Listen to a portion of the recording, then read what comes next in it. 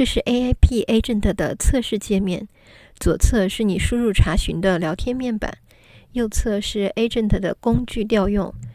每次它查询 Ontology 或准备执行操作时，你都能看到它在底层做了什么。这种透明性对于调试和建立对 Agent 推荐的信任很重要。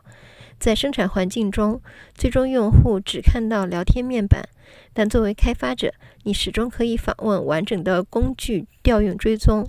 在聊天面板中输入 Show me all open HVAC jobs， Agent 将使用 Query Objects with SQL 查找类别为 HVAC 且状态不为 completed 的 Capstone Maintenance Job 对象。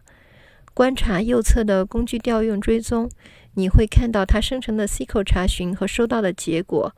Agent 应该以格式化列表回应 HVAC 工单，包括 Job ID、物业地址、优先级和当前状态。这测试了 Agent 将自然语言转化为针对你的 Ontology 的结构化查询的能力。现在输入 Who is the best technician for job J00734400001。 Agent 应该首先查询该工单，以确定其类别和位置，然后查询可用的技师，并就工种匹配、工作负载和距离进行推理。观察它串联多个工具调用，先查询工单详情，再查询匹配工种的技师。回应应解释推理过程。Tech003 是最佳人选，因为它专长 HVAC， 只有2个活跃工单，距离物业5英里。最后一个测试，输入 Assign Tech003 to Job J00734400005。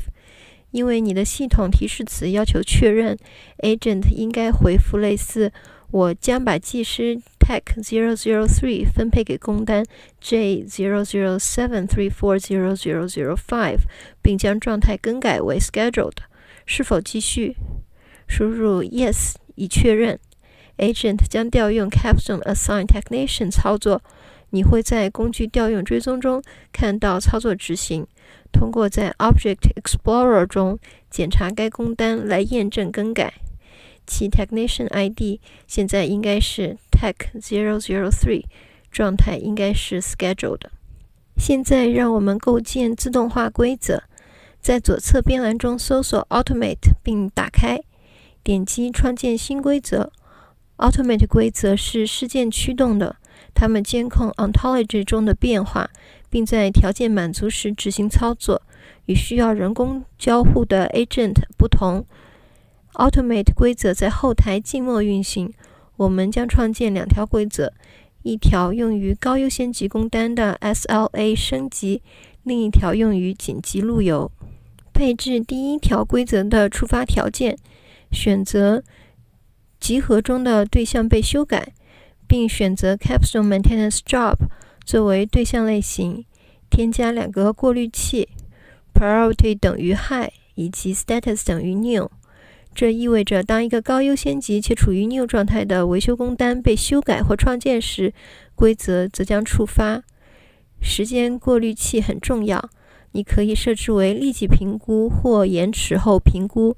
对于 SLA 升级，你可能会添加4小时延迟，这样规则只在高优先级工单在 New 状态停留时间长过4小时时才触发。配置规则的效果，选择 Capstone Update Job Status 操作，并映射参数，将新状态设置为 Escalated。 你还可以添加通知效果，通过电子邮件或 Slack 提醒运营经理。效果部分支持多个操作，它们在规则触发时按顺序执行。在我们的演示中，状态更新就足够了。在生产环境中，你会将它与通知、看板警报以及可能的自动计时分配串联起来。在创建自动化之前，查看摘要页面，它以清晰的格式显示规则名称、触发条件、过滤器和效果，验证对象类型、过滤器和操作映射是否全部正确。点击创建自动化保存并激活规则。规则现在已上线。任何匹配条件的 Capstone Maintenance Job 将自动升级。